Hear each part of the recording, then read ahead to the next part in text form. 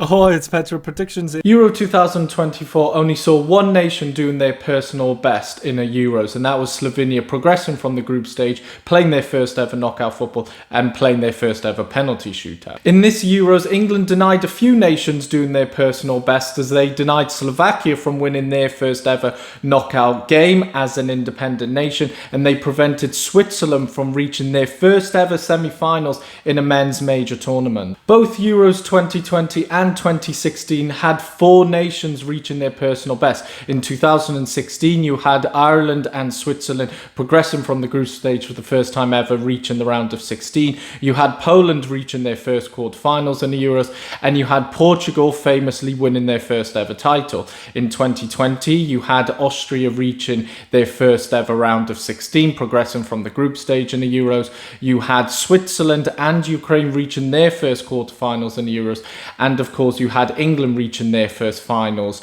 in the Euros. To see records of nations doing their personal best at Euros, go check out my video, Euro 2024 Records to Break. Therefore, this Euros didn't show genuine progression in European international football. Okay, the lesser nations did prove difficult for the elite nations to beat, but still the elite nations still progressed.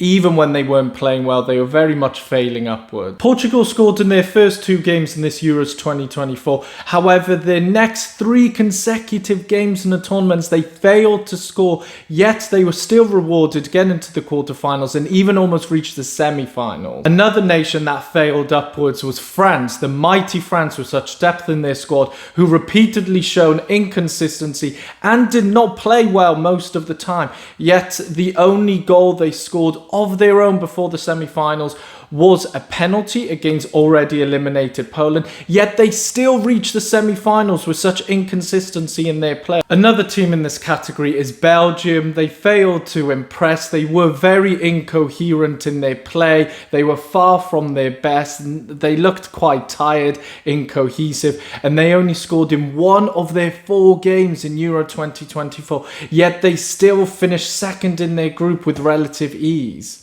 And they're still ranked a top 5 nation in the FIFA rankings somehow. Another pot 1 team that failed upwards and failed to impress were England. They didn't play well for 4.5 games. It was only really the second half against Switzerland where they cranked it up. Yes, they had a very good game against the Netherlands in the semi-final, but they shouldn't have got this far, and they were given chance after chance after chance, and they were still rewarded. They still very much failed upwards this whole tournament, and were still rewarded a place in the finals when there were many other nations that performed far better that didn't make it this far. And that's probably due to England's simpler side of the draw, but still they were given chance after chance somehow. 4 out of the 6 pot 1 nations this Euros 2024 that very much failed to play good football, but was still somewhat rewarded. After all that negativity, there is still light at the end of the tunnel, as Spain proved that good,